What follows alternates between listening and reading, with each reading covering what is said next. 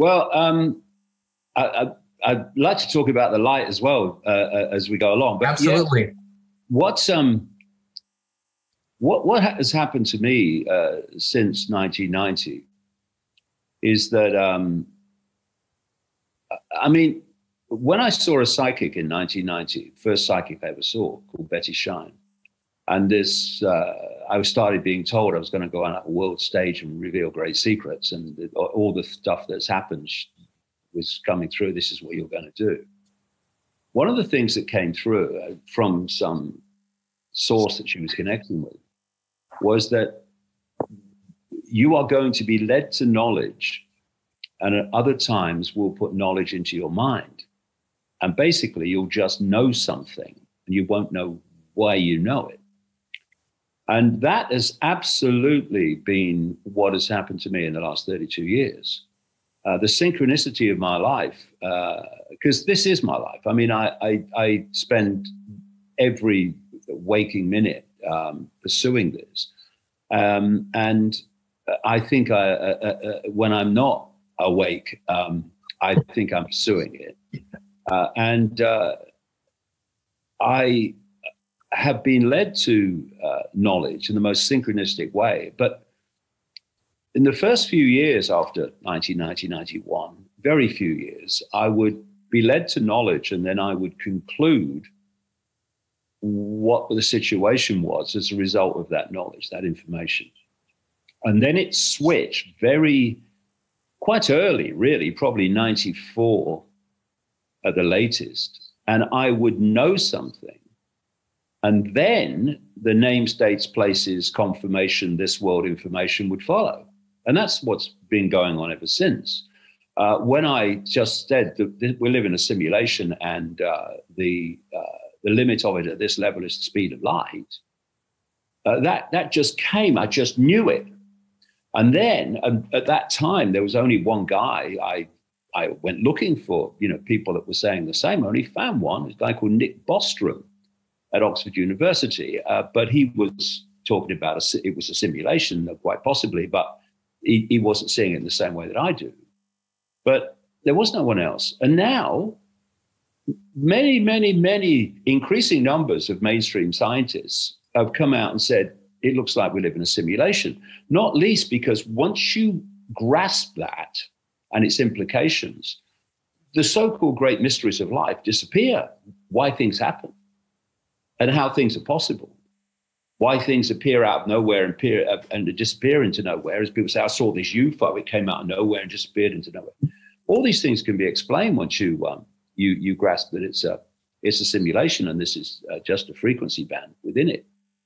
And I also just get these knowings. And what I've been having since 1990 are what I call coma sleeps, where I'll just basically, in the middle of the day, I'll just go into a coma sleep, maybe 20 minutes, maybe half an hour. And when I come out of it, and sometimes it takes almost as long to come out of it as you're in it, then you know something. You know something that you didn't know before, but you don't know what. And then in the days that pass, suddenly you're getting these insights out of nowhere, which you basically downloaded in the coma sleep. And about a week ago, I went to have a sleep. I was just overwhelmed by just exhaustion. I could keep my eyes open. So I went and laid on the bed about, 2:30, 3 o'clock in the afternoon. And I went into a coma sleep, the like of which even for me, I've never experienced. And I got up after about 3 hours, and I walked into the front room and I sat down, and I was still coming out of it. I was really still in it. And I tried to start a bit of work. No chance. I had to stand up and go back to bed. I was still in it. And I think it was another 2 hours. I lay there in a coma sleep. And when I woke up, it took me a very long time to really come out of it. And ever since then, as the days have passed, I've had a stream of insights, which has made what is happening and where it's coming from, how and why, more and more simple and crystal clear in my mind. So this and also I know a sequence because it's repeated over and over again. I'm sure you must have had the same, whereby suddenly a subject will come into your life out of nowhere, like for the first time. Oh, that's interesting. And then suddenly information about that same subject keeps coming to you from all angles from then on. This has happened to me so many times. It's happened to me in the last 18 months, 2 years, in relation to this afterlife continuation of the simulation. I came across it because of things that were happening in my life were very, very strange and paranormal, which I explained in what they were in the book. And then once that subject of afterlife manipulation and where the manipulation is coming from, suddenly it's coming at me from all angles. So that's how it happens, really. And in the end, the confirmation of accuracy of the information is basically decided by what happens. Yeah. So when I was saying about current events coming like 25 years ago, it was like, yeah, oh yeah, you're all mad and all that stuff. And then they happen. And you think, well, I knew this was going to happen. And the same sequence that I knew this was going to happen is the sequence that's led me to write The Trap about this afterworld control system. And you're absolutely right in what you're saying about this light. I go into in the book what this light actually is. You see, light, what is light? Well, what is the simulation, first of all? The simulation at this level is electromagnetic light.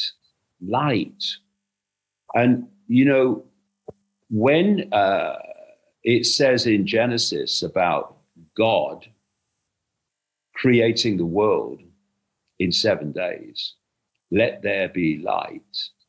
I think what's being described there is the creation of the simulation. I explain why I think that in the book. It's an area that once you get into it, the mysteries of life, there are endless. Oh, so that's what that is. So that's why they do that. So that's what that really means. It's something I've come to recognize because it's happened for so long, and it's happened in this case again. And, you know, one of the things that I've really been guided to by this synchronicity and information coming on the same subject is that actually AI, which is now becoming more and more of the control system in the third dimension, the human world, is actually an extension of the AI that's running the simulation. And it's running the simulation from what we call the lower astral. And it's my view, as I explain in the book, that every human life, every soul incarnation is monitored by, it's not the same as the one in our world, but it's the theme is exactly the same, by a gigantic AI operation. Everything is being recorded in AI. And, you know, people say, well, hold on a minute, that's ridiculous. That's not possible. Well, it is possible. What's possible and what you believe is possible is not actually necessarily the same thing. But what I do is I point people to China, 1.5 billion people, and the scale on which AI, just human world AI, is tracking the population in enormous numbers in real time. There's an operation in America called the Sentient World Simulation, which is a real-time simulation of what's happening in the world, minute by minute. All the information is being fed to it, and it's changing as the information is fed to it. And, these patterns of what is going to happen, if things don't change on the basis of what's happening now, this will happen. That information is available to this cult. So they are able to look at what is happening now, how people are responding and all that, and say, well, if things are left as they are, this is what's going to happen. So that's not exactly what we want to happen. So what we're going to do is we're going to tinker with, we're going to change the way things are now by our manipulation so that the projected outcome is the one that we absolutely do want. So they have that information to do that. This is where you're into, pre-crime and all that stuff, like, Minority Report, that whole concept. And then when I was writing the book, I got this overwhelming feeling again, and I was looking at this whole area that we're just talking about. And what I got over and over, Akashic Records, Akashic Records, Akashic Records, look at the Akashic Records. Now, I came across the Akashic Records when, like in 1991, when I was trying to understand what the hell was happening in my life. But I didn't really look into it. And, I just left it alone. And of course, it was popularized by Edgar Casey about the Akashic Records. So I started reading about the Akashic Records in more detail when I was writing the book, and this was happening to me. And I was reading, actually on the Edgar Casey website, how it was being described in computer terms, in database terms, that the Akashic Records is like a database that records everything, every conversation, everything that's ever happened, everything has an Akashic record, et cetera, et cetera. And I looked at it and I thought, what they're calling the Akashic Records is the frickin' database. It's the database. So the whole thing, this reality, this simulation, it's not people, there's not, non-human entities sitting there on a bloody piece of technology pressing buttons. It's run by AI. The very AI that's coming in, the very AI they want to connect to the human brain. Hello. And everything is recorded. Everything about a soul's, quote, incarnation is known because it's on the database. So if you believe in a certain deity, when you leave the body, AI in your reality will produce the deity. So near-death experiences say, a Christian will say, I saw Jesus. A Muslim might say, I saw Muhammad.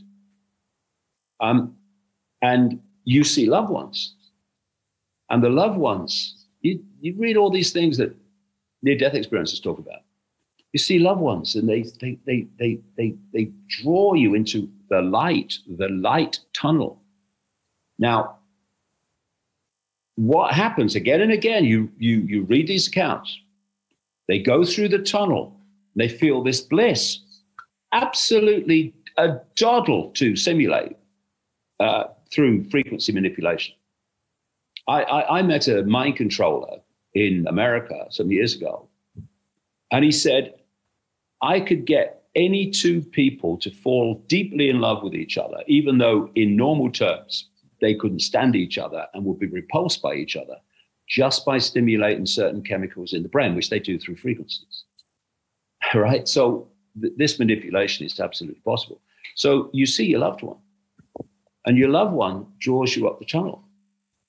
Now, what happens with their death experiences is... We had to cut it off here. As you know, David Icke would never censor himself, nor would we ever want him to, but what he is sharing simply cannot be said on this platform. So we encourage you to jump over to the Inspired community on Locals to watch the full, uncensored, unfiltered, inspired conversation with David Icke. It is absolutely free of charge. All you need to do is create an account if you haven't yet. The link is in the description. Please listen with your spirit, watch with your spirit, and enjoy this beautiful conversation with David Icke.